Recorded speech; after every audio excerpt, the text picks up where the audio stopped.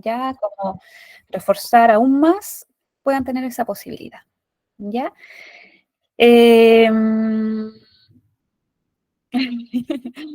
Pucha, que las evaluaciones son una realidad, pero tranquilos nomás, si no, no puede ser algo que los inquiete tanto, porque si se han preparado y se han conectado a las clases y han revisado sus textos, su guía, sus módulos, lo que ustedes tengan, ¿cierto? Digamos, como de material, ¿ya? Eso es lo más importante y lo que veamos en la clase. Acuérdense que este tipo de educación que es a distancia, que es 2x1, que hoy en día es remoto, ¿cierto? A través de estas clases,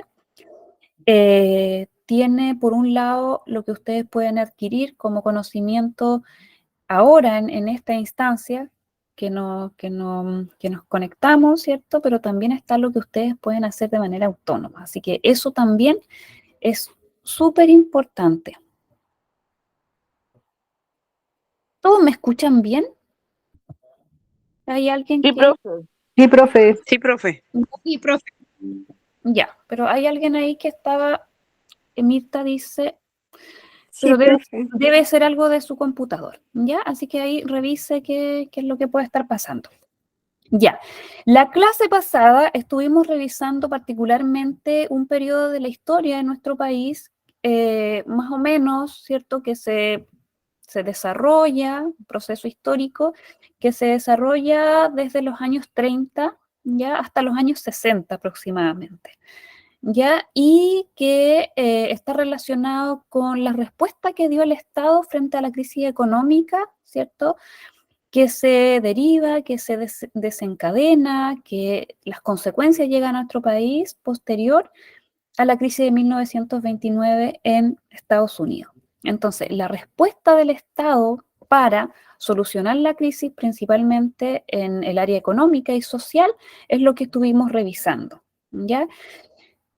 Particularmente en el ámbito económico, ¿cierto? El Estado, no estoy presentando nada, por si acaso, el Estado, para refrescar un poquito la memoria, el Estado busca una estrategia, ¿cierto?, que tiene por objetivo tratar de aminorar la dependencia económica, ¿cierto?, a través de una estrategia y la implantación de un modelo económico. ¿Ya? ¿Cómo se llamó ese modelo económico, chiquillos y chiquillas? Tiene una sigla. Easy. Modelo EASY. ¿Y qué significa EASY?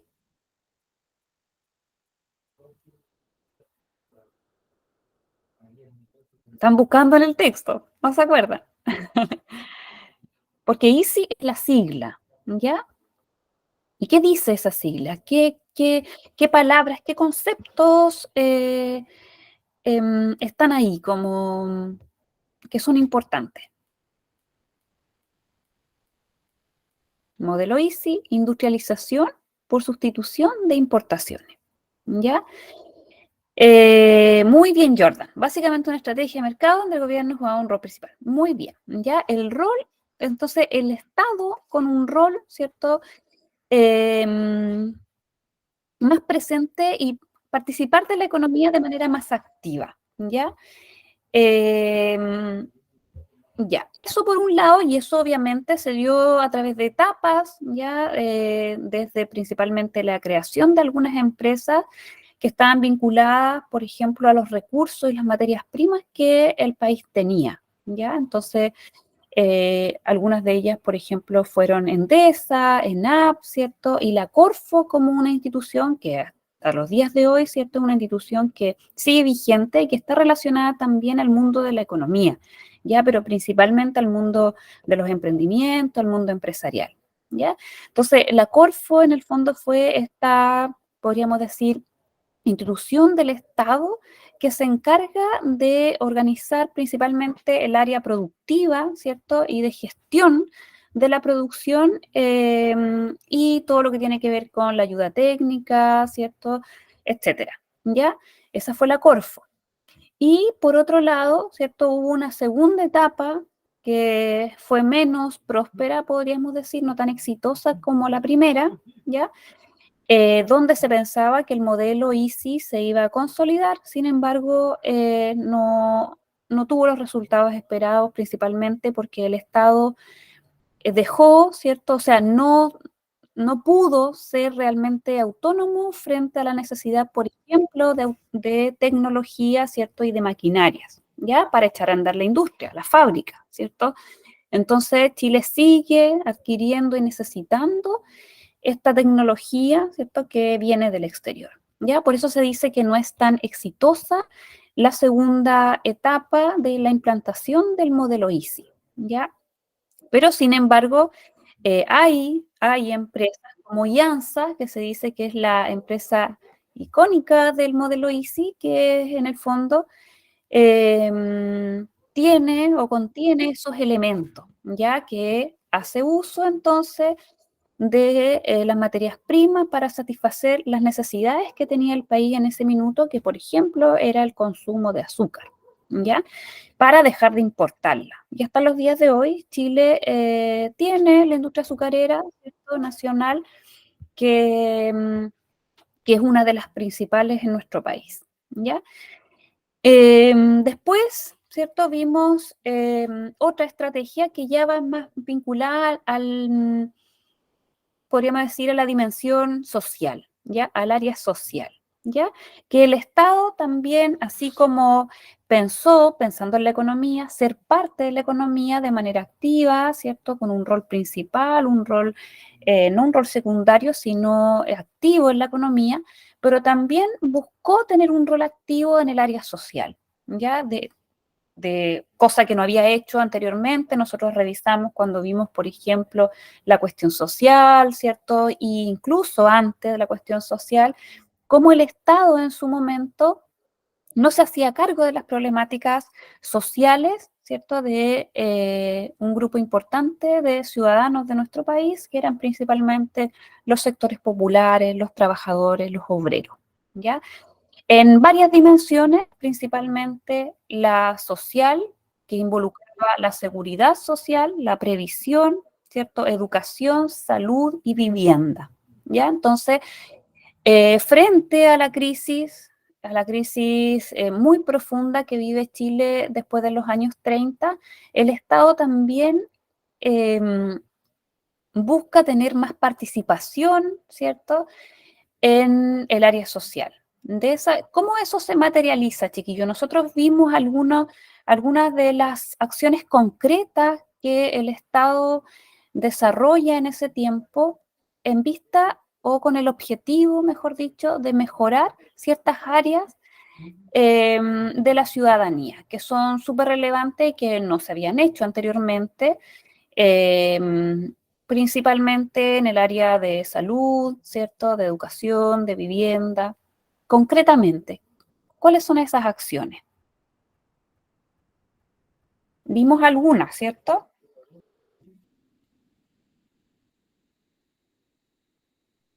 ¿Qué La hace salud, la salud? transporte, ¿La salud a transporte. través de qué? ¿Qué crea?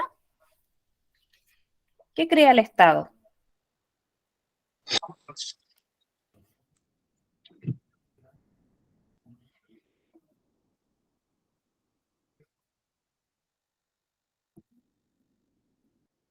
¿Mm? Chile organiza industrialización eh, para crear empresas, ¿Ya? Ya, organiza empresas y finalmente organiza un Servicio Nacional de Salud. ya. Eso, a eso quería llegar, Heraldo. Muchas gracias. Ya, Chile, ¿cierto? Crea en ese tiempo instituciones vinculadas a lo social, ¿ya? El compañero Heraldo, ¿cierto? Habló del Servicio Nacional de Salud, ¿ya? O sea, el Servicio Nacional de Salud es el que existe hasta los días de hoy y el que lidera todas las cosas que tienen que ver con la salud, los planes de salud, los programas, etcétera, ¿ya? El Servicio Nacional de Salud, ¿ya? También en ese tiempo se crea, ¿cierto? La JUNAEV, que todavía es una institución, ¿cierto? Que eh, digamos, atiende, resuelve algunas problemáticas que tienen que ver con el acceso a ciertos beneficios escolares, ¿ya? Como beca, alimentación, etcétera, ¿ya? Es decir, la Junaev también es una institución que nace de este estado que llamamos estado de bienestar social o estado benefactor, ¿ya? Ese es el enfoque que va a tener el Estado, eso lo revisamos la semana pasada, ¿cierto? Que va a tener de principalmente los años, como la década del 30 en adelante, ¿ya? Y hoy día vamos a ver cómo esas políticas se profundizaron aún más en los años 60, ¿ya? Con los gobiernos de turno, ¿ya? En ese periodo. ¿Ya? Se crea también en este tiempo, claro, como dice Andrea, en términos de previsión, también de seguridad social, ¿cierto? Regulación laboral a través de la creación del Código del Trabajo, ¿ya? Y algunas leyes enfocadas a regular las relaciones contractuales, ¿ya? Entonces, todas estas, como podríamos decir, creación de instituciones y leyes, ¿cierto? Están enfocadas a dar solución a las problemáticas sociales que antiguamente no se veían, no se visibilizaban, ¿ya? Es decir, el Estado no tomaba atención a ese tipo de cosas, incluso como que, acuérdense que la respuesta del Estado era represiva, era a través de la violencia, el uso de la fuerza, ¿ya? Cuando, por ejemplo, comienzan a gestarse los primeros movimientos de protesta, de huelga, ¿cierto? Y de lucha obrera, ¿ya? Entonces, básicamente fue eso lo que vimos en la clase anterior y estuvimos haciendo como un pequeño ensayo más o menos de algunas preguntas que eran de materia pasada. Yo les dije que hoy día íbamos a revisar un poco también algo parecido, pero con algunas materias o contenido o forma, más que nada es como la forma, ¿cierto?, de las pruebas, porque un poquito para acercarlo al modelo de prueba, cómo son estas pruebas, ¿cierto?, que son con alternativa, con respuesta corta, que tienen algunos textos, ¿cierto?, algunas preguntas derivadas de ello, algunos gráficos, algunos mapas, etc. Entonces hoy día vamos a hacer algunas al final de la clase igual, ¿ya? Ya, ahora les voy a presentar la pantalla, chiquillos. A ver.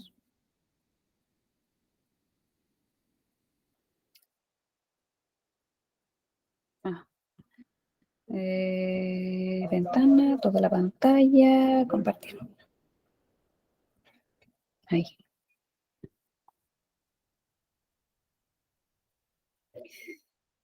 Ya. Lo que vamos a ver hoy día concretamente es Chile desde la mitad del siglo XX, ¿ya?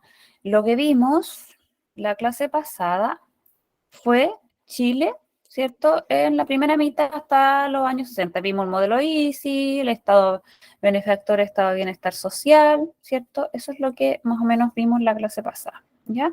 Hoy día ya nos vamos a adelantar en términos de época histórica, ¿ya? Pero como una continuidad, ¿ya?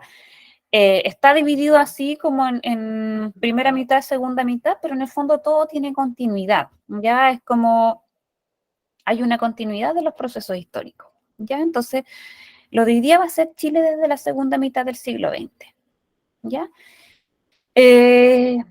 Entre 1950, vamos a ver primero, ¿cierto? Lo relacionado a los gobiernos, ¿ya? De la época, los que van a caracterizar. Profe, disculpe una consulta. ¿Esto está en los libros?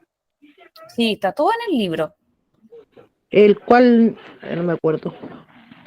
¿Qué módulo es? ¿Estar en el 3?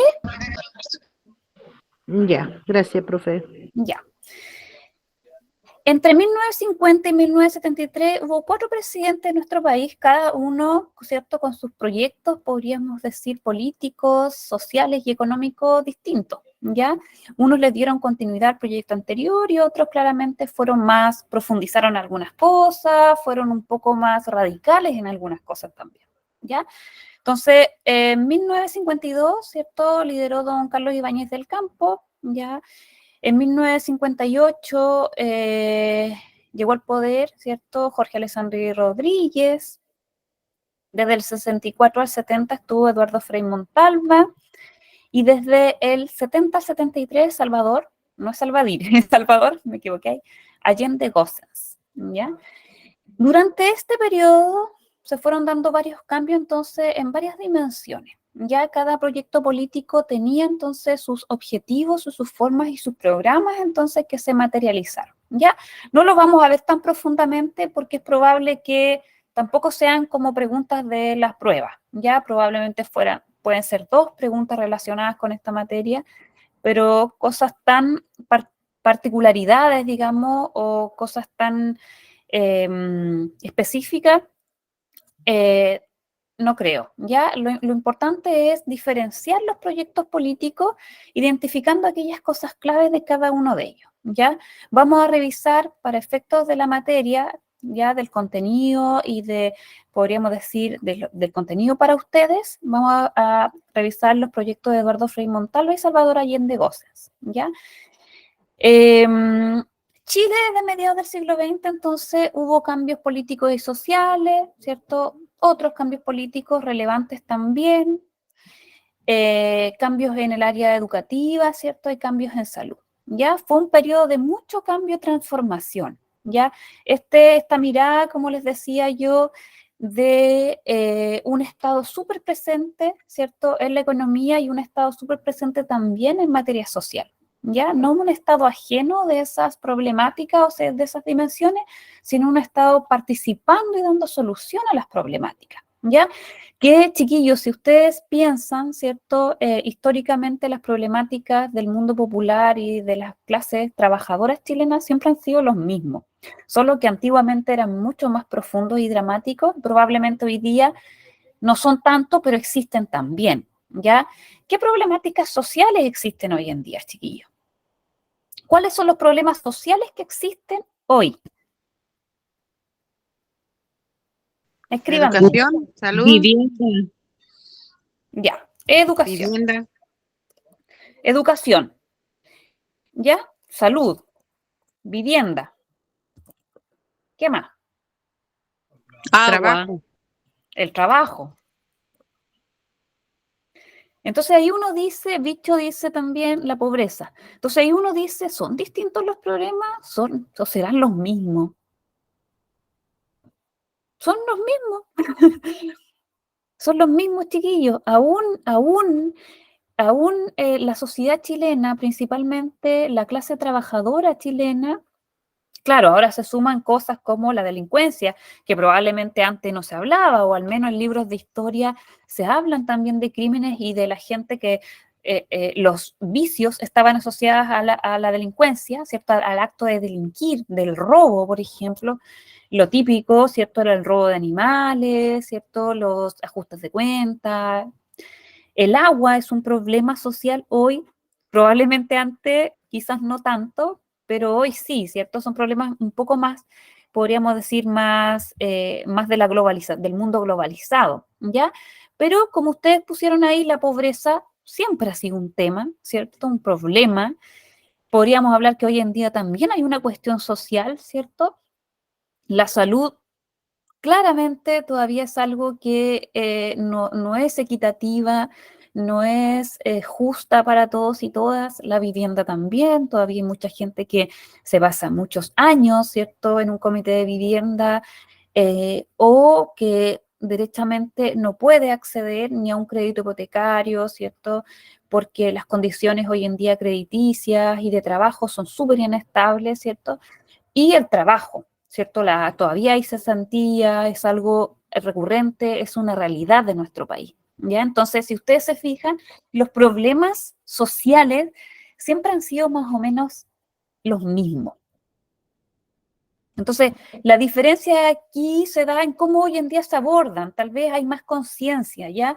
Los discursos que uno escucha al presidente, ¿cierto?, a algunos ministros, están vinculados a dar solución a estas problemáticas, a buscar estrategias, programas, creación. Hoy en día está el Ministerio de Desarrollo Social y Familia, ¿cierto?, que tiene programas que en el fondo atienden a las problemáticas de niños, de jóvenes, ¿ya?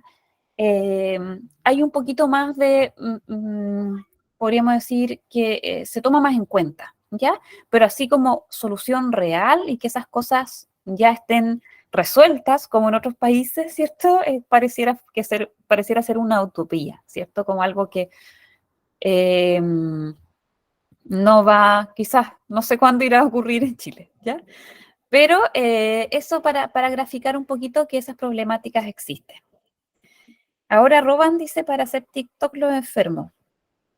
¿Ya? No entendí eso.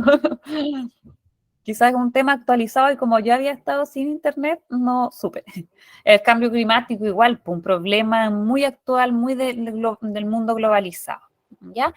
Bueno, en ese tiempo, la segunda mitad del siglo XX, que pareciera ser hace mucho rato, pero no es hace tanto rato, ya decir, yo no los conozco a ustedes, no sé cómo, de qué época son, si de los 80, si de los 90, si de los 70, pero los padres, ya abuelos, vivieron esta época, ya como esta época de segunda mitad del siglo XX. Entonces ahí se dieron en este tiempo algunos cambios sociales, ya, donde el rol del Estado se hizo mucho más presente en materias de asistencia social, como les decía yo, en materias de salud y de educación.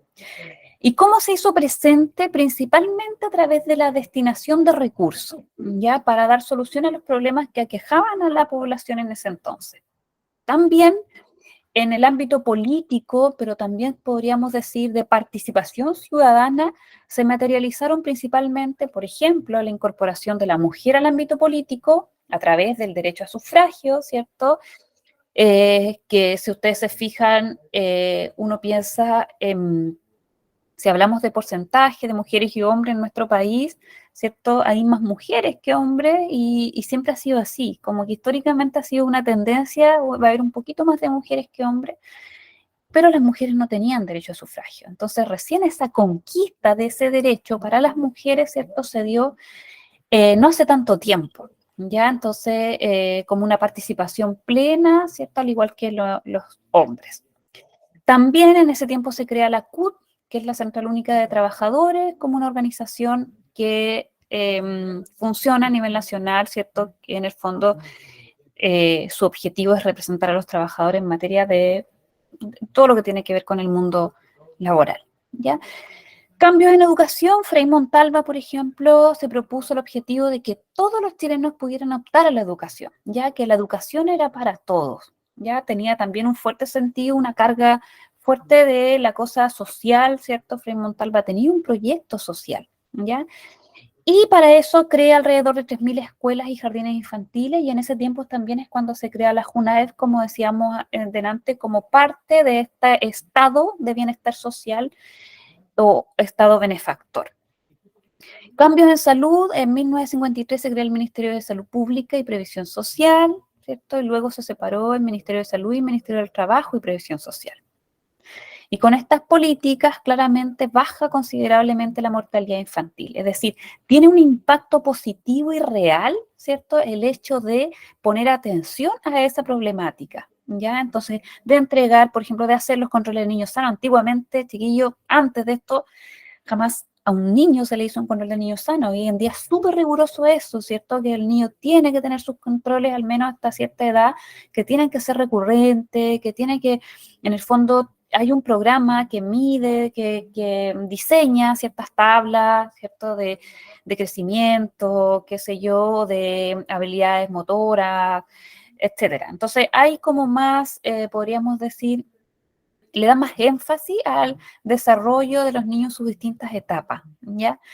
Del mismo hecho de saber que hoy en día uno puede decir que hay infancia, ¿cierto? Hay preadolescencia y adolescencia. Antiguamente no, era como niño y adulto, tenía la persona 2 etapas de desarrollo nomás. Entonces, si tenía 12 años y podía trabajar, se pensaba que debiese trabajar más que estudiar. Entonces ahí se habla hoy en día, si eso existiera hoy, sería una vulneración de derechos, ¿cierto?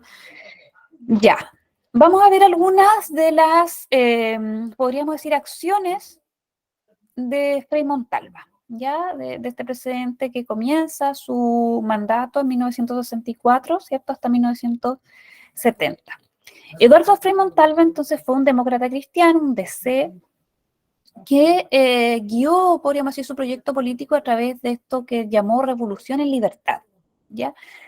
Debido, obviamente, a una fuerte carga religiosa que tenía, ¿cierto?, su gobierno, se preocupó de estos temas sociales. A él le interesaba, por ejemplo, que los niños tuvieran educación, ¿cierto?, que tuvieran acceso a la salud, que tuvieran una vivienda digna, ¿ya? Y también, obviamente, se sabe que para lograr eso y destinar más recursos, que el Estado destine más recursos, tiene que haber también cambio y transformación en materia económica, ¿ya? Y para eso se propuso, por ejemplo, chilenizar el cobre, ¿ya? Eso quiere decir que, al igual, por ejemplo, que antiguamente el salitre estaba en manos de los ingleses, ¿cierto? El cobre estaba en manos del norteamericano. Entonces él dijo, bueno, Chile va a tener más recursos si que chileniza el cobre, es decir, el cobre para los chilenos, el cobre de Chile, ¿ya? Entonces, Frei Montalva inicia, ¿cierto?, podríamos decir, una compra, un desarrollo de comprar la mayor cantidad de acciones de los dueños de cobre, ¿ya? Para que, en el fondo, ese recurso derivado de la exportación de este mineral quedara para Chile, ¿ya? También otra de las estrategias, ¿cierto?, de Frei Montalva, que es algo súper positivo también de su gobierno, que con Salvador Allende se va a profundizar este proceso, que fue la reforma agraria, ¿ya? No sé si alguien ha escuchado hablar de la reforma agraria, chiquilla. Reforma agraria.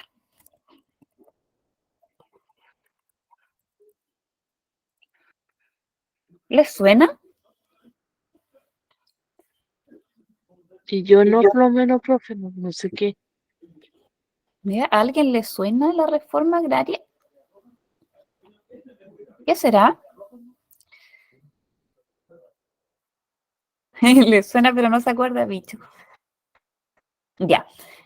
Yo creo que les debe sonar, porque también es una materia que se ve en el colegio a veces, no tanto, no se ve así como de manera tan profunda, pero es un contenido, o podríamos, si lo hablamos como de lo que estamos viendo, sería un contenido importante, pero para la historia de nuestro país es algo importante. Ya lo vamos a revisar después con un poquito más de detalle, ¿ya? La reforma agraria, ¿ya? La reforma agraria, entonces, busca dar dignidad a los campesinos, ¿ya? A los campesinos, acuérdense que todavía existían los fundos, si bien no existía la hacienda colonial propiamente tal, o en la zona central habían igual especies de grandes fundos que tenían como las dimensiones de una hacienda. Existía todavía gente trabajando en los campos, inquilinos y peones, ¿cierto? Sin ninguna regulación ya laboral. Ya nosotros lo vimos, ¿se acuerdan cuando vimos la colonia, cómo vivía la gente en los campos? Bueno, como que el tiempo se hubiese detenido en el campo y la gente vivía más o menos igual, ¿ya? Sin derechos, sin organización, ¿cierto? Entonces, Frei Montalva dice que esto fue una estrategia porque estos chiquillos todos tienen en el fondo una causa, tiene un trasfondo, tiene un objetivo que va más allá de lo que quiere un país. Y la reforma agraria fue una estrategia que parte, ¿cierto?, en Estados Unidos, ¿ya? Para tratar, podríamos decir, de minimizar, ¿cierto?, acciones como subversivas en los campos, ¿ya? Es decir, que para que los campesinos, por ejemplo, no replicaran acciones como lo que pasó a fines que lo vamos a ver el otro año si nos encontramos acá cuando veamos segundo ciclo, lo que pasó, por ejemplo, con la Revolución Cubana, ¿ya? En el 59. Entonces, existieron algunas estrategias, de hecho, la reforma agraria comienza con Jorge Alessandro Rodríguez, como una estrategia para que podríamos decir, entregar tierra a los campesinos sin necesidad que ellos hagan tomas de los fondos, ¿cierto? Y actos como más violentos, más revolucionarios, ¿ya? Entonces, Frei Montalva también lo considera dentro de sus planes de gobierno, ¿cierto?, el realizar una reforma agraria, ¿ya? Entonces, esa reforma agraria tenía un proceder, ya tenía, podríamos decir, un mecanismo, ¿ya? No era una cosa de que yo le quito tierra a alguien, ¿cierto?, sino que tenía todo un plan, ¿ya? Lo vamos a ver después en detalle. Entonces, cuando hablamos de la economía, chileniza el cobre, realiza la reforma agraria, ¿ya? Que la reforma agraria también tenía un trasfondo no solo social de dar dignidad a los campesinos y entregar tierras, sino que también tenía, ¿cierto?, que ver con la productividad del suelo agrícola, ¿ya? Del suelo ganadero agrícola. Eso en el área de economía. En educación y enseñanza técnica, ¿cierto? Frei Montalva va a buscar la forma de fortalecer la educación técnica. Él creía en la educación técnica, ¿cierto? Porque Chile necesitaba de técnicos especializados, ¿cierto? Para echar a andar la fábrica, la industria, ¿cierto? Para trabajar y para que sea mano de obra pero calificada, es decir, que la gente aprenda un oficio, ¿cierto? Aprenda una carrera técnica ya del área, de hartas áreas, de distintas áreas, y que pueda después obviamente desempeñarse, pero con el conocimiento necesario para la producción, ¿ya? Que colabore, como dice ahí, con la economía, que sea un aporte, ¿ya? También él tenía una idea de solidaridad y justicia social, ¿ya? Principalmente porque era un demócrata cristiano, ¿cierto? Tenía una carga cristiana importante, pensaba en los más desprotegidos principalmente, ¿cierto? Y eso se materializó en cosas como la creación de escuelas, ¿cierto? Y la incorporación de los niños, la mayor cantidad de niños ya al mundo escolar. Participación política también y soberanía popular tenía que ver con que los barrios, las comunidades también se organizaran, que ellos pudieran, por ejemplo, determinar cuáles son sus necesidades, ¿cierto? Sus carencias y buscar las estrategias de dar solución y presentar estas necesidades y estas carencias, ¿cierto? Al Estado, alguna institución, ¿cierto?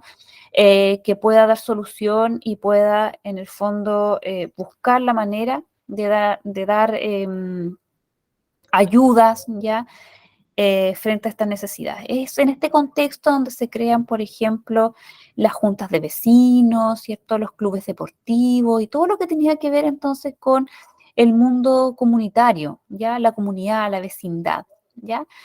También en este tiempo, chiquillos, que se relaciona con la reforma agraria, específicamente en 1967, se crea la Ley de Sindicalización Campesina, ¿ya? Acuérdense que los sindicatos, ¿cierto? La organización sindical en el mundo urbano se habría dado mucho antes, ¿ya? Es decir, en los años 20 o antes incluso, ya el mundo urbano estaba sindicalizado. Ya acuérdense cuando vimos, por ejemplo, acciones como las huelgas, ¿cierto? Las protestas, la participación de los partidos políticos asociados a la lucha obrera, Luis Emilio Recabarren, ¿ya? Pero en el campo eso no se daba, es decir, no había una ley de sindicalización para los campesinos, por lo tanto no estaban organizados, ¿ya?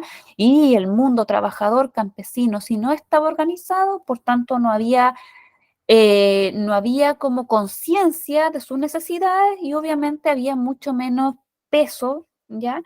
Si quisiera, por ejemplo, o necesitara solucionar algo, ¿ya? Como no tener previsión, ¿cierto? O no tener un contrato de trabajo, que es lo que también busca solucionar el Estado a través del desarrollo de la reforma agraria, ¿ya? Entonces, todo esto ocurre, ¿cierto? Con el gobierno de Frei Montalva. Entonces, su gobierno fue bien social, bien consciente de las necesidades, ¿cierto?, del mundo trabajador, de los niños, ¿cierto?, del mundo popular en general, ya con todas estas acciones y estrategias, podemos decir que fue un gobierno que busca la justicia social, ¿ya? Ahora vamos a ver algunas acciones, ¿cierto?, del presidente que llegó posteriormente, ¿cierto?, en el año 70, y que obviamente no termina, ¿cierto?, su mandato, ¿ya?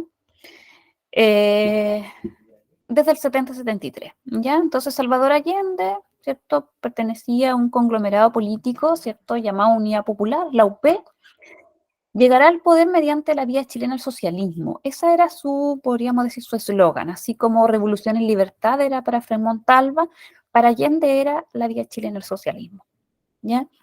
Es decir, que su elección, a diferencia de otros gobiernos socialistas, fue a través de la acción democrática y del sufragio. O sea, no llega a través de una acción violenta, no llega a través de una revolución, sino que el socialismo asciende a través del voto, ¿ya?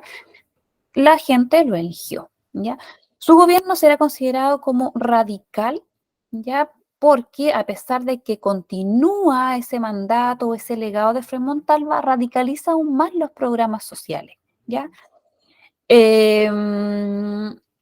Será reconocido como un gobierno donde el rol del Estado es mayoritario, ¿ya?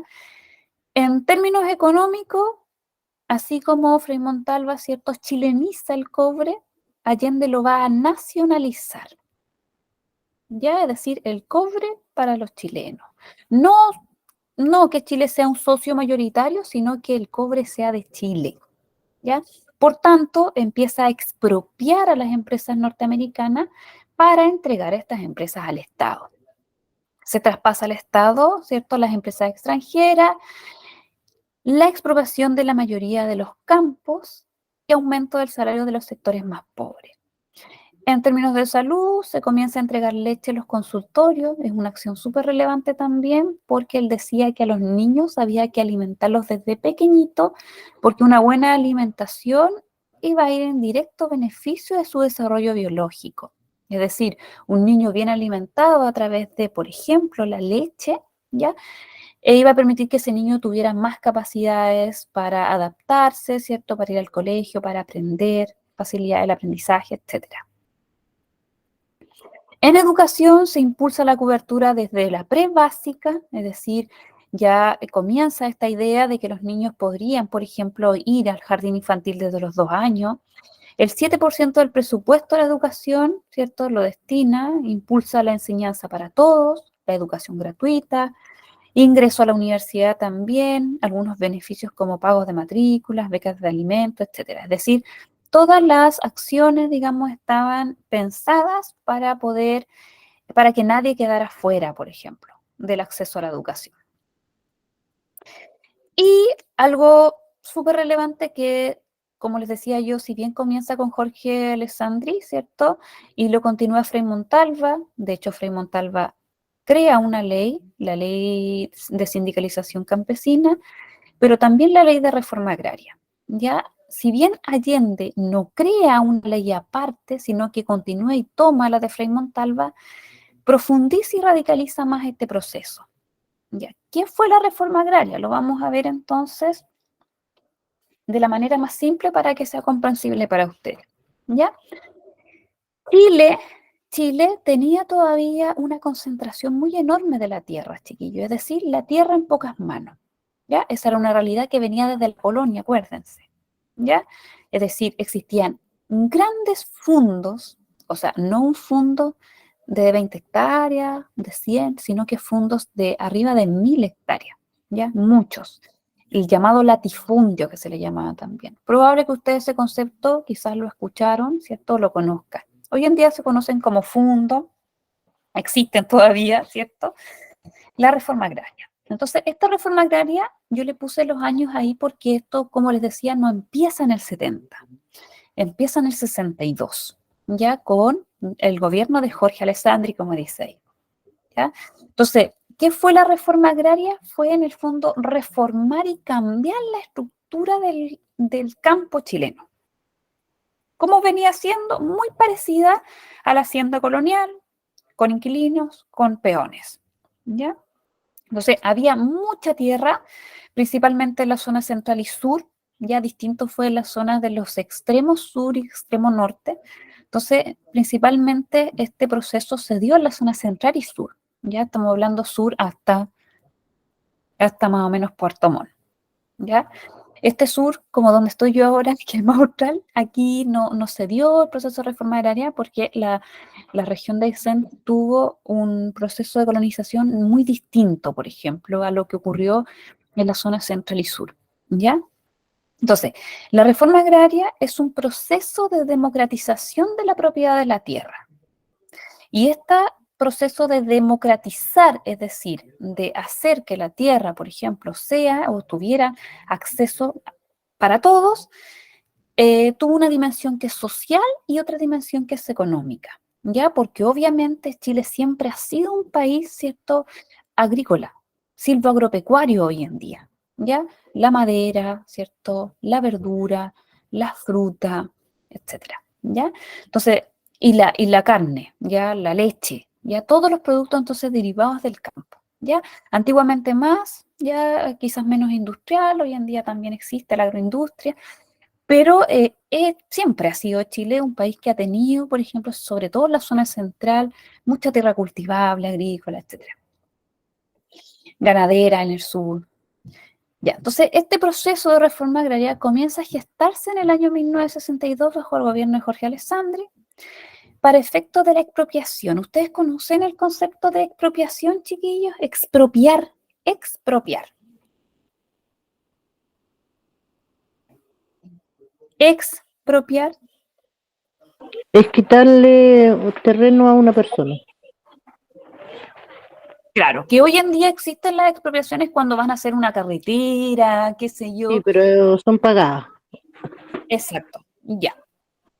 En ese tiempo también eran pagadas. También eran pagadas, había un mecanismo ya. Expropiar entonces es quitar, ¿cierto? Cuando se piensa que es para un bien público, para un bien social, ¿cierto? Se expropió. ¿Ya? Entonces, para efecto de la expropiación de las grandes haciendas, ¿cierto? Que estas estaban siendo mal explotadas, se crea una institución que se llamó la Corporación de la Reforma Agraria o la CORA, ¿ya? Es probable que en sus localidades donde ustedes viven, ¿cierto?, existió una casa, un lugar, ¿ya?, donde se instaló la CORA, ¿ya? Porque la región de los ríos, ¿cierto?, se dio harto el tema de la reforma agraria, ya en mucho espacio, en muchos lugares, en los lagos, por ejemplo, se dio con profundidad el proceso, incluso desde los años 62, ya del 67 en adelante, el 70, 73, ¿ya? Y también se crea para tal efecto, ¿cierto?, el Instituto de Desarrollo Agropecuario, que es INDAP, y que ustedes lo conocen, es probable, hablamos la semana pasada un poco de eso, ¿cierto?, que existe y que en el fondo en ese tiempo tuvo el mismo fin, es decir, INDAP es hijo de la reforma agraria. El INDAP se crea en 1962, ya es una institución del Estado que apoyaba a los campesinos en asistencias técnicas, en créditos, ¿cierto?, bonificaciones, etc. Hoy en día hace lo mismo, ya es decir, apoya al mundo rural, al mundo campesino, hoy en día en cosas de turismo, etc. Y la CORA dejó de existir, obviamente, ¿cierto?, y se transformó después en CONAF, ¿ya? Que es la Corporación Forestal, ¿ya? Nacional Forestal. Entonces, la CORA era esta institución del Estado, ¿cierto?, que surge en el 62, no surge en el 70, ¿cierto?, ni en el 64.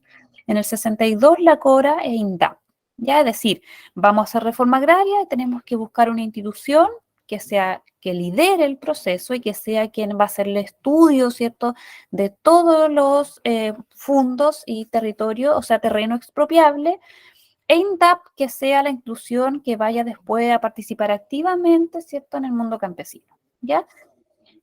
A la reforma agraria en el periodo de Jorge Alessandri, que fue la incipiente, la que comienza, ¿cierto?, se le llamó reforma de macetero. ¿Por qué de macetero? Porque finalmente Jorge Alessandri no expropia, ¿cierto?, ningún fondo, muy poquito, ¿cierto?, porque también había muchos intereses políticos, ¿cierto?, y económicos asociados también a este proceso. No fue algo fácil. Con la llegada de Frei Montalva al poder, se promueve mucho más este proceso bajo un eslogan que se llamó La tierra para el que la trabaja. ¿Ya? Este fue el eslogan, ¿cierto?, que existió durante este periodo, desde el 64, con más profundidad del 67 al 70, la tierra para el que la trabaja. Y eso tiene un impacto, y ese eslogan tiene un impacto muy profundo, porque la tierra que estaba en pocas manos, ¿cierto? La gente que trabajaba esa tierra era gente que no era dueña de esa tierra. Es decir, eran generaciones de familias trabajando tierra ajena. Por tanto, se pensaba que a través de la reforma agraria, ¿cierto?, se iba a hacer justicia social en el sentido de que esos campesinos, ¿cierto?, y esos inquilinos que habían trabajado la tierra del patrón por siglos, realmente por siglos, podían tener la oportunidad histórica de acceder a un pedazo de tierra.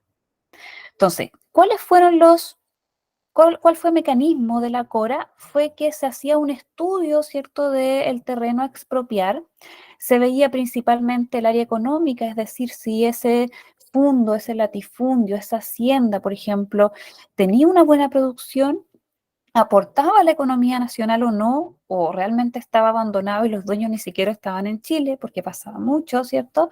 Y cómo eran las condiciones de trabajo de aquellas personas que estaban ahí, permanentes o esporádicos.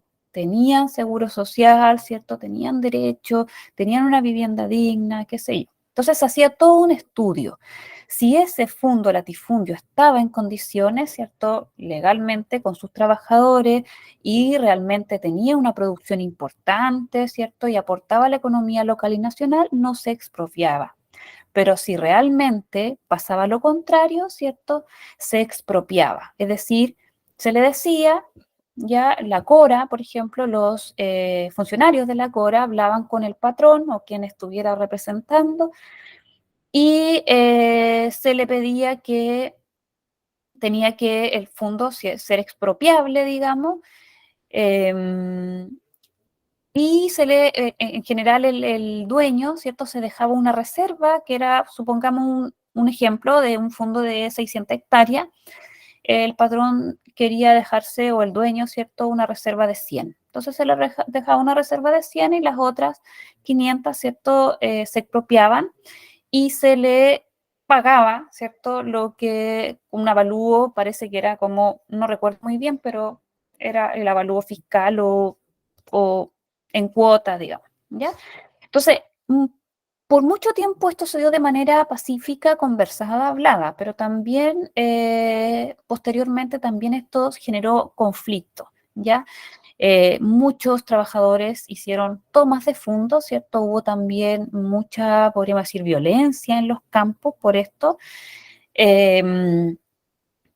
Y pasó también que hubo muertes y cosas trágicas, digamos, de la mano del proceso de reforma agraria, ¿ya?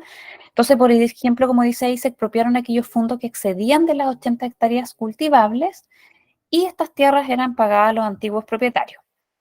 La reforma agraria bajo el gobierno de Frei Montalva fue un proceso que trajo muchas diferencias con la derecha tradicional, ya que la derecha, ¿cierto?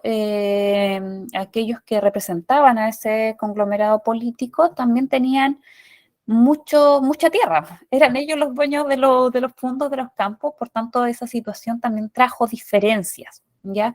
Con Frei Montalva, ¿ya? Uno de los grandes logros de la reforma agraria de Frei Montalva fue la creación de la ley 16.640, que es la ley de sindicalización campesina que les decía yo.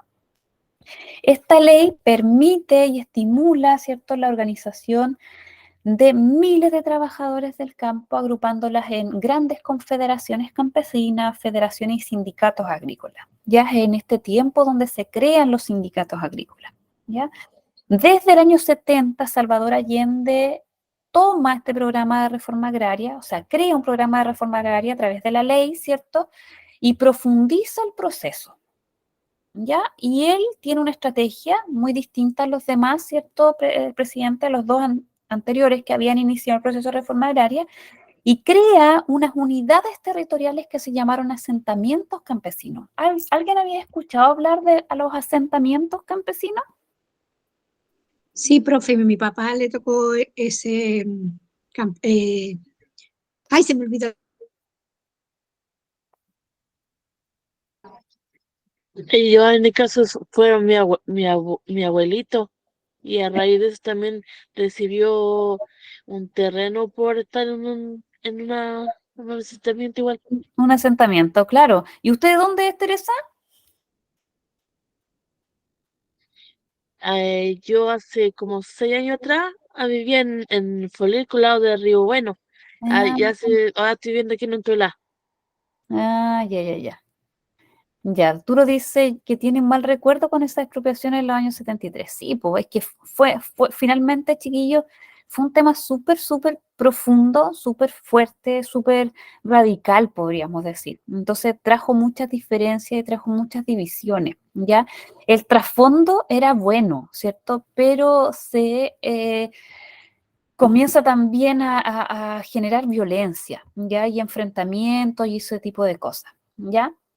Entonces, desde el año, o sea, Allende, ¿cierto? Crea estas unidades territoriales que son los asentamientos campesinos, que es, podríamos decir, un paso antes de la entrega de la tierra, ¿ya? De la parcela, ¿ya? Un poco antes de la entrega de la parcela. Entonces, en estas unidades territoriales, los campesinos trabajaban a través de, digamos, de algunos programas, ahí donde INDAP, ¿cierto? Toma protagonismo también.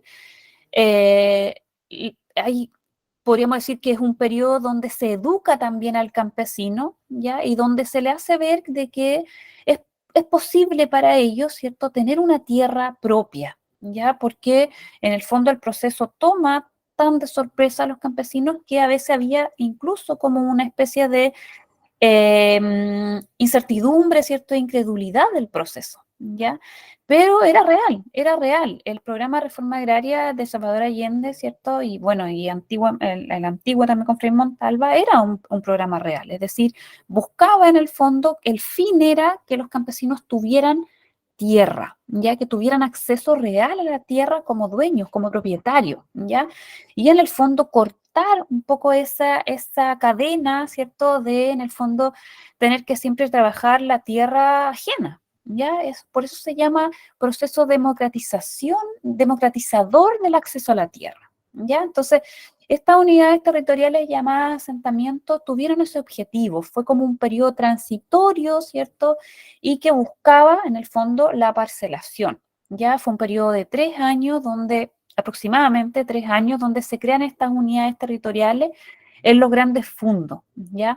Entonces, donde participaban 40, 30 campesinos, y a esos campesinos se les enseñaba, ¿cierto? Digamos, dependiendo de las áreas productivas, si era maderero, ¿cierto? Ganadero, lechero, se les enseñaba y se les instruía y se les apoyaba con maquinaria agrícola, ¿cierto? Con educación, con el tema sindical, ¿ya? Entonces, en el fondo era que los campesinos se creyeran un poco el cuento de que ellos iban a terminar siendo dueños de un territorio, ¿ya? Entonces, fue un periodo importante, fue un periodo de impacto para el mundo campesino porque cambia, ¿cierto? Esta forma tradicional de participar en estos grandes fundos, ¿cierto? Que había sido históricamente de manera muy, no protagonista, sino como trabajadores, como en condiciones que no eran buenas, ¿ya? Y, y probablemente yo no tengo experiencia cercana de familiares míos que hayan vivido el proceso, pero ustedes saben y cuentan, me han contado ahora un poquito, ¿cierto? Em, de que sí, sus familiares, sus padres o tal vez abuelos, ¿cierto?, vivieron este proceso. Ya pensando también que la región de los ríos tiene un área importante de territorio que es rural, que es campesino, ¿cierto? Que lo mismo pasó en la Araucanía, ¿cierto? Y en el sector, o sea, en el centro del país, ¿ya? Como consecuencia entonces de este arduo y complejo proceso, porque fue un proceso, ¿cierto? Fue este campesino que empezó a aprender también, ¿cierto? Digamos, a tomar más conciencia de que estaban siendo protagonistas, ¿cierto? De este proceso.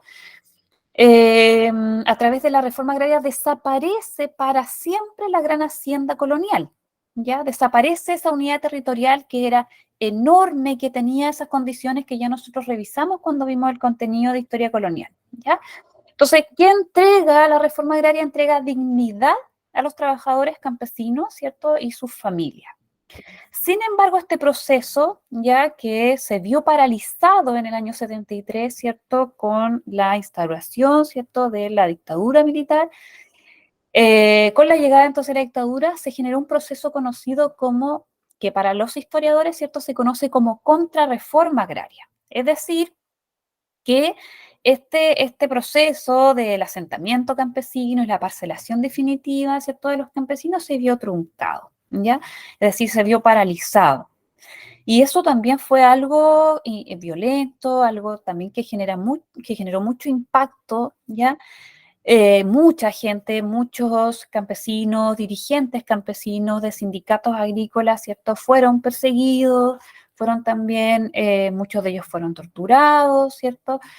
Y que se genera este proceso de contrarreforma agraria, es decir, se da como genera un retroceso ya de todo lo que se había avanzado, y muchas de estas tierras fueron entregadas y devueltas a los antiguos propietarios, ¿ya? No pasó en todos lados, ¿cierto? Pero sí ocurrió, ya que en el fondo este avance que se había dado, digamos, tiene como un periodo que se detiene este avance, ¿ya? Y se vuelve un poco atrás. Es como negar y borrar, ¿cierto?, esto que se había logrado a través de estos años, ¿ya? Desde el año 62 hasta el año 73, ¿ya? Fue más impactante, obviamente, del 70-73 por el enfoque, ¿cierto?, y la mirada que tenía Allende frente a la justicia social, ¿ya? Él decía que la reforma agraria era un proceso que debía darse así, que ningún campo quedara, ¿cierto?, sin expropiar, es decir, hacerlo más radical, ¿cierto?, que llegue a todos los lugares y que no solamente se expropien uno que otro, sino que se dé realmente el proceso como debiese darse, ya como que todos los campesinos, ¿cierto?, y no solo de la zona central, tuvieran oportunidad de acceder al derecho, ¿cierto?, de un pedazo de tierra, ¿ya? Se dio en algunos casos, yo conozco más un poco de la historia de la reforma agraria en los lagos, ya tuve la oportunidad de conocer desde la mirada misma y desde la voz de algunos de sus protagonistas qué pasó en los lagos, en la comuna de los lagos, ¿ya? Con este proceso, cuáles fueron los asentamientos campesinos, cómo se fue dando, ¿cierto?, en términos de los avances, retrocesos, y qué pasó desde septiembre del 73, ¿ya? Así que es ahora que ustedes no, quizás les refresqué un poquito la memoria, porque es probable que si yo como les pregunté al principio del concepto de reforma agraria, pero eso es, ya eso es decir, un proceso de democratizar el acceso entonces a la tierra de los campesinos, ¿cierto? Y campesinas, porque hombres y mujeres, familias, estaban liderando el proceso.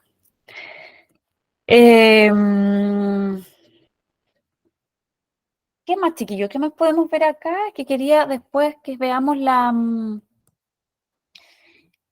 este pequeño cuestionario que les tenía, pero lo que viene acá, ¿cierto? Después de la reforma agraria, ya son los problemas de vivienda, ya como existen hoy en día problemas también de acceso a la vivienda.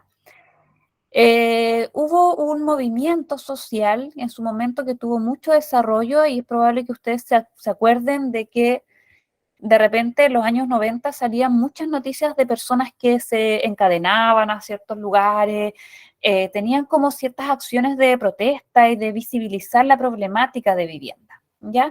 Eso se llamó un movimiento de pobladores, y eso tiene una génesis que es probablemente los años 60, ¿ya? Antiguamente también se daba, pero que se da mucho en este tiempo, ya en ese tiempo, que es el problema de no tener un lugar para vivir, ¿ya? De no tener un espacio para vivir, de que el Estado no solucionara, ¿cierto?, de manera real y eficiente la problemática de vivienda. Ya, y acuérdense que esto viene de mucho antes, con el tema de la vida en la ciudad, de la periferia, los conventillos. Bueno, esto es algo que hasta los días de hoy, como comentábamos al principio, no tiene una solución real, y el problema de vivienda es algo real que existe, ¿ya? Entonces, el problema de la falta de vivienda y la marginalidad que esta situación conllevaba no se pudo solucionar tan fácil, ¿ya? Por este proceso migratorio entonces del campo a la ciudad. Miles de personas y su familia entonces no tenían un lugar digno donde vivir, ¿ya? Entonces, por eso existió en este tiempo una acción, ¿cierto? Como de protesta, casi como de visibilizar la problemática, y la gente se empezó a tomar los terrenos, ¿ya? Las tomas, que existen todavía, ¿ya? ¿Conocen alguna toma, chiquillos, en sus lugares? ¿Tomas de terreno?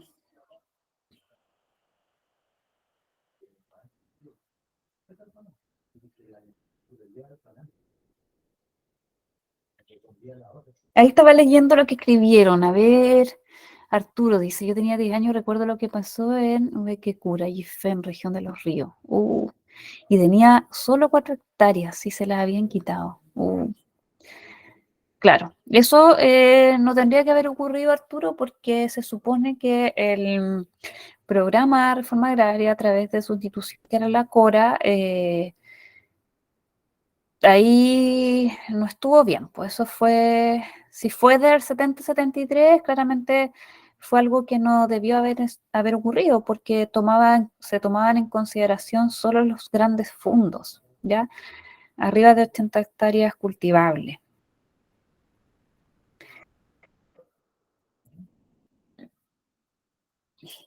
Ya, chiquillos, ¿conocen entonces alguna toma de terreno en sus lugares? ¿Existen tomas? Ah, ya, recuperaciones de tierras indígenas, claro. Ese es un tema bien interesante también porque las tomas VIP, que lo pasaron en las noticias. ¿Sí? No vi eso. Ya, bueno, las tomas, ¿cierto? Es una acción como desesperada, digamos, de tomarse un terreno que generalmente es de un privado, ¿cierto? Es de alguien. Y la gente como una acción, como les decía, de buscar un espacio físico para la autoconstrucción, probablemente con materiales de desecho, ¿cierto? Pasó mucho, ¿cierto? Desde los años 60, incluso antes, ¿ya? Que era una problemática, ¿cierto? Y que hubo también varios hechos de violencia, incluso de matanza, ¿cierto? Vinculadas a las tomas de terreno, ¿ya?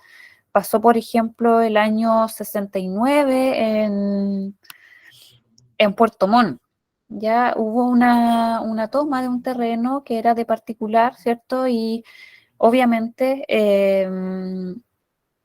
se tomaron, varias familias se tomaron un terreno y llegaron los carabineros a desalojar el espacio, ¿cierto? Que era de un particular y disparó y murió gente. Ya se conoce como la matanza de Pamperigoín en Puerto Montt. Está como creo que está en Memorias Chilenas. Yo siempre les nombro ese sitio web porque es bien interesante y harta información y también lo bueno es que contiene información respaldada con documentos. Entonces, tiene sus fuentes muchas veces como de archivos, ¿cierto? Fotografía y todo.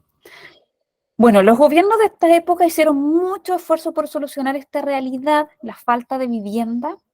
Por ejemplo, en tiempos de Alessandri se creó el Programa Nacional de la Vivienda, ¿cierto? Con las construcciones de viviendas económicas. Por su parte, el gobierno de Frei Montalva, él creó el MIMBU, ¿cierto? Aún así, en general, no se pudo solucionar de manera definitiva esta problemática. En 1970, Allende puso en práctica el Plan de Ahorro Popular, que fomentaba que los más necesitados tuvieran opciones reales y dignas en la obtención de una casa, ¿ya? Que sea una casa, en el fondo, que tuviera las condiciones necesarias para que habite una familia, ¿ya? Entonces, este movimiento que buscaba, que se tomaba los terrenos, ¿cierto? Se llamó un movimiento de pobladores, ¿ya? Comienza a gestarse entonces este movimiento. ¿Por qué se llama movimiento pobladores? Porque era mucha gente la que llevaba o la que en el fondo protagonizaba esta acción, ¿ya? No eran unos pocos, no eran unas cuantas familias, era mucha gente, ¿cierto? La que se toma los terrenos, ¿cierto? Y la que realmente necesitaba un espacio para vivir, ¿ya? Para vivir dignamente, ¿ya? La acción principal entonces fue la toma de terreno, principalmente a las afueras de las ciudades, en las periferias, en Santiago, por ejemplo, buscaban terrenos desocupados, donde levantar precarias viviendas, ¿cierto? con plástico, madera, material de desecho. Y obviamente esos lugares no eran aptos, ¿cierto?, para enfrentar los inviernos, las lluvias, había hacinamiento, habían otras problemáticas asociadas también, enfermedades, etcétera, ¿ya? El objetivo de estas tomas era hacerle ver al Estado que había una necesidad que no estaba resuelta, ¿ya? Entonces, de esa manera igual permite entonces que el Estado visibilice, o sea, en el fondo que ponga podríamos decir, en prioridad, por ejemplo, dar una solución, ¿ya?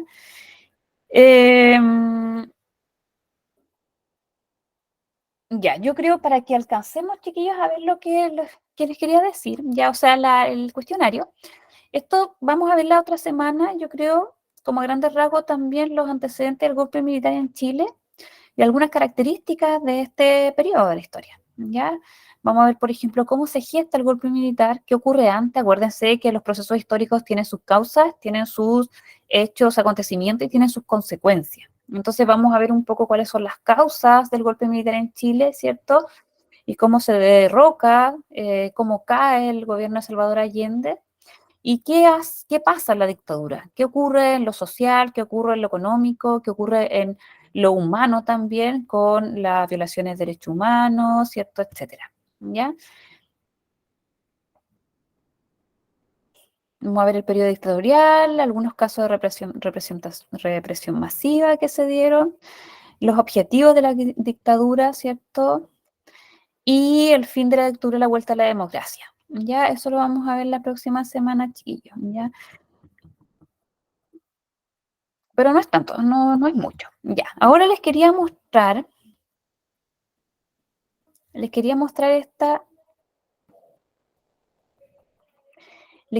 esto. Entonces, estas son algunas preguntitas, vamos a ir viendo, ¿ya?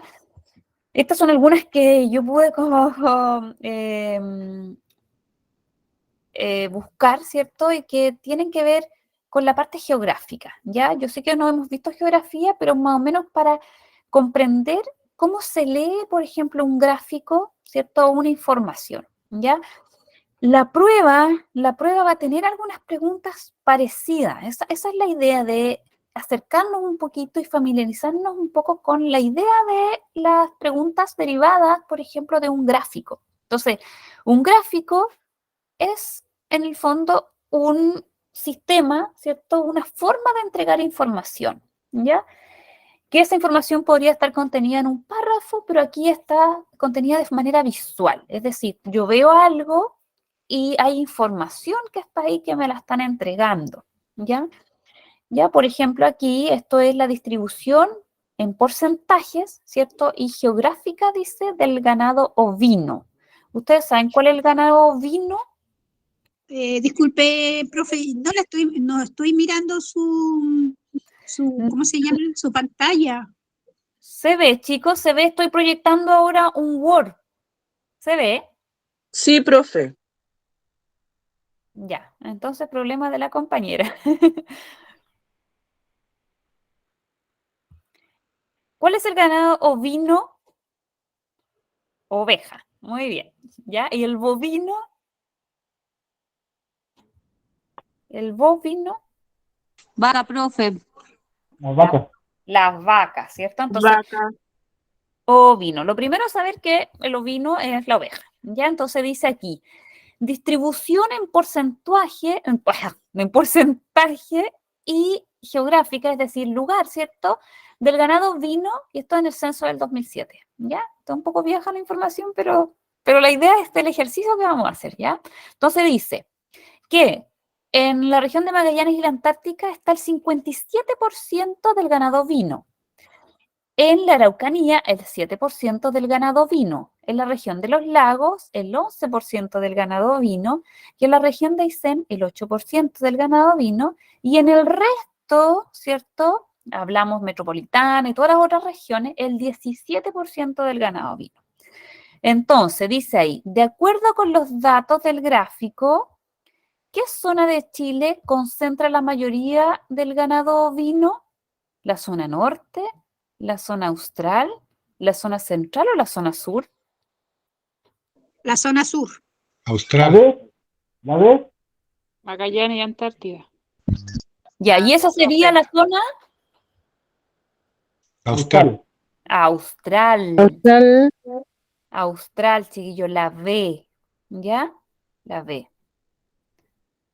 Porque si ustedes se fijan, el 57 más el 8, porque la región de Aysén y Magallanes son la zona austral. Entonces, es la zona austral. ¿Ya? Dice, responda, ¿qué tipo de animal corresponde a la ganadería ovina? Ah, ya la saben. ¿Cuál es? Ovejas. Ovejas. Después dice, ¿qué característica geográfica de la región de Magallanes favorece la crianza de ganado ovino? ¿Cuál será? A, existencia de extensas praderas y lluvias constantes. B, existencia de bosque nativo abundante.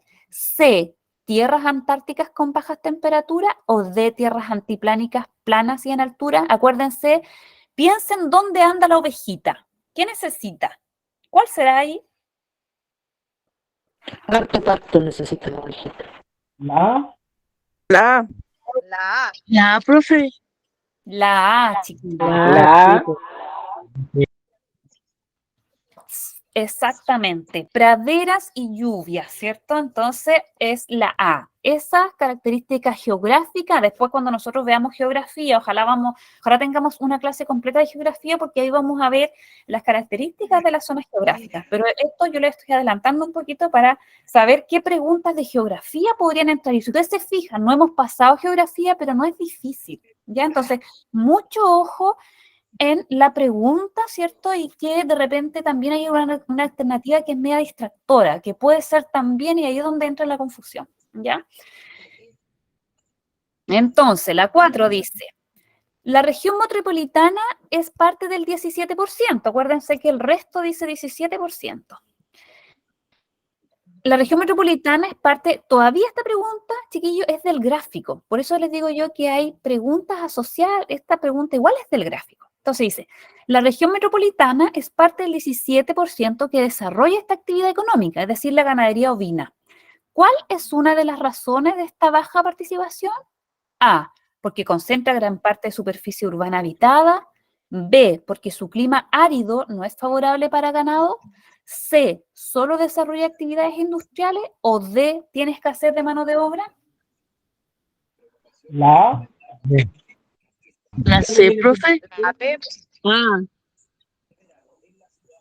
¿Cuál será? a ver. La B, profe.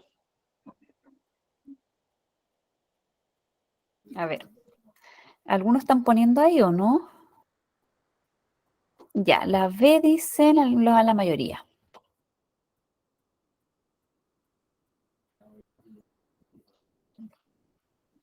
Ya, sí, es la B, chiquillo. Estamos hablando de la región metropolitana, ¿cierto? No estamos hablando de Santiago mismo, la región metropolitana. Y la región metropolitana, entonces, ¿cuál será su actividad económica principal? ¿O sus actividades económicas principales? Porque ¿tiene escasez de mano de obra? No, ¿cierto? ¿Solo desarrolla actividades industriales? No, porque acuérdense que también la región metropolitana es una región muy activa, ¿cierto? Económicamente en actividad, ¿cierto? Agrícola. Es un suelo, tiene suelo agrícola, ¿ya? Pero no suelo ganadero, ¿ya? Por el clima principalmente. Entonces, en ese caso, la 4 es la B, ¿ya? Aquí vamos a leer entonces este texto. Dice, tiene como principal función dar a conocer a las personas algunas opciones de trabajo, estamos hablando de una institución, algunas opciones de trabajo de su comuna y de la red pública de empleabilidad, con el fin de apoyar a quienes buscan trabajo, acercándonos a las ofertas de empleos públicos y privados. ¿A cuál de las siguientes instituciones corresponde la descripción anterior? ¿Será que es la Inspección del Trabajo? La A. La B, Corporación de Asistencia Judicial. La C, la Oficina Municipal de Información Laboral, que se llama OMIL. O la D, Servicio Nacional de Capacitación y Empleo. Lean bien el párrafo, dice, tiene como principal función dar a conocer a las personas algunas opciones de trabajo de su comuna y de la red pública de empleos, con el fin de apoyar a quienes buscan trabajo. ¿Cuál será? La C, profe. La OMIL. La OMIL. La La omite. C. Muy bien. ¿Alguien dice que es otra o no? Ah, ya sé, ya. Ya, esto también es pregunta, sí, tipo de esto también hay en la prueba, chiquillos, que hablan un poco de conocer la institucionalidad, de conocer un poco lo que ocurre en la ciudadanía, ¿ya? Acá dice, ¿cuál es un ejemplo de empleo en el sector público? ¿Será que es A, cajera de supermercado, B, chofer de bus interregional, C, vendedores en una feria libre o D, auxiliar en un centro de salud familiar o un CEFAM? ¿Cuál es un ejemplo de en el La empleo D. público? La D. D. ¿Todos están de acuerdo? ¿La D? La D. La D, chiquillos, D. ¿ya? Cajera de supermercado claramente no es ese sector privado. Chofer de bus interregional es sector privado. Vendedores en la feria también. Es decir, el único empleo que es del área pública es, en este caso, trabajar en un CEFAM, por ejemplo, en el centro Auxiliar. de salud, auxiliar de un centro de salud, ¿ya? Abajo dice, de acuerdo a la división administrativa del Estado, ¿ya? ¿Con qué autoridad colabora directamente la ministra del Trabajo? ¿Será que colabora con el alcalde? ¿Con el gobernador? ¿Con el delegado presidencial o con el presidente? La D. La D, profe. Con el presidente. Los La ministros D. todos son del Poder Ejecutivo, es decir, colaboran directamente con el presidente, ¿ya? Todos los ministros de Estado, ¿cierto? Son parte del Poder Ejecutivo, de esta división de poderes del Estado, ¿ya? Y en este caso, un ministro colabora directamente con el o el presidente o la presidenta, ¿ya? Ya, muy bien, chiquillos. Luego vamos a alcanzar, no son tantas. Dice, observe el siguiente mapa de Chile con datos de población. Entonces aquí, por ejemplo, dice que la región de Tarapacá hay 330.558 habitantes y 117.809 viviendas. La región de Valparaíso, ¿cierto? 1.815.902 habitantes y 788.806 viviendas. La región del Maule tiene 1.041.950 habitantes y 411.201 viviendas. Y la región de Aysén tiene 103.158 habitantes con 44.721 viviendas. ¿Cuál de las regiones presenta menor cantidad de habitantes? A, Valparaíso, B, Tarapacá, Aysén. C, Maule o D, Aysén. La D. Aysén. Aysén, aquí donde estoy yo ahora. D. Ya, Aysén, ¿ya? Aysén. Dice, ¿cuál de las siguientes zonas geográficas concentra mayor población? ¿El sur, el norte, austral o central? ¿Cuál será? La central. La central, ¿cierto? Que representa Valparaíso y Maule. Muy bien. Dice, en el norte grande, ¿en cuál de las formas de relieve? Pucha, esta está un poquito difícil porque no hemos visto formas del relieve. ¿Se acuerdan un poco de lo que eran las formas de relieve? ¿De materia que hayan pasado quizás hace tiempo? ¿No? Ya bueno, pero miren, dice así, el norte grande, ¿cierto? ¿En cuál ya, vamos a ver, yo los voy a contextualizar. Las ciudades, los pueblos, las localidades se asientan y se fundan, ¿cierto? Se desarrollan, se crean, ¿ya? En ciertos lugares, ¿ya? Puede ser, por ejemplo, en la cordillera, puede ser en la costa, en la cordillera de la costa, o en la zona de la depresión intermedia, que es esta zona central que está, ¿ya? Pero en el norte hay una forma del relieve particular, ¿ya? Que se llama, bueno, ya, ¿cuál creen ustedes que es? Porque esa tiene un nombre, ¿ya? La La cordillera de los De la, Andes. ¿Cuál la sería? D. La A, chiquillo. La A es las planicies litorales, que en el fondo están estas ciudades como Iquique, por ejemplo, que está casi al nivel del mar, ¿ya? Luego viene, ¿cierto? Como un farellón, que es como una altura, ¿ya? Y esa es otra forma del relieve. Las formas del relieve son las formas que va tomando la geografía de nuestro país. Nosotros lo vamos a ver cuando veamos geografía, ¿ya? Y nuestro país es tan largo, es decir, tan extenso en materia como de, podríamos decir, longitudinalmente hablando, que tiene muchas formas del relieve dependiendo si es sur austral, si es sur, si es centro, si es norte chico o norte grande. Y vamos a ver ahí cómo va cambiando. Por ejemplo, donde estoy yo ahora, ¿cierto? Acá no hay depresión intermedia, es decir, no hay terreno plano. Todo es montañoso, todo es quebrado, todo es geográficamente irregular. Ya hay mucha montaña, mucho cerro, hay poco terreno plano. Pero si ustedes se fijan, por ejemplo, en la zona central hay mucho terreno, es cosa de cuando uno ha sobrevolado o hay lugares donde uno puede ver la cordillera de los Andes y puede ver la cordillera de la costa. Es decir, hay mucha, podríamos decir, planicie o depresión intermedia, ¿ya? Entonces, en el norte específicamente, las ciudades más grandes, ¿cierto? Se han asentado y se han desarrollado en las llamadas planicies litorales, ¿ya? Que son estos espacios que vienen de continuidad al mar, ¿ya? No están en la cordillera de la costa, no están en la zona intermedia, ni en la cordillera de los Andes, ¿ya? Lo vamos a ver igual, y esto igual está en sus libros, chiquillos. Ahora, eso es cuando hablamos de geografía, pero también la geografía determina los asentamientos, es decir, van a haber lugares en nuestro país donde en el fondo no va a haber mucho asentamiento humano por temas geográficos, ¿ya? Y eso puede ser el frío, qué sé yo, la distancia. ¿Por qué la región de Aysén hay poquita gente? Porque para acá es muy difícil venir si yo me demoré como 2 días. Entonces, ¿qué factor geográfico explica la baja densidad de población en la región de Tarapacá? Es decir, poca gente vive en la región de Tarapacá.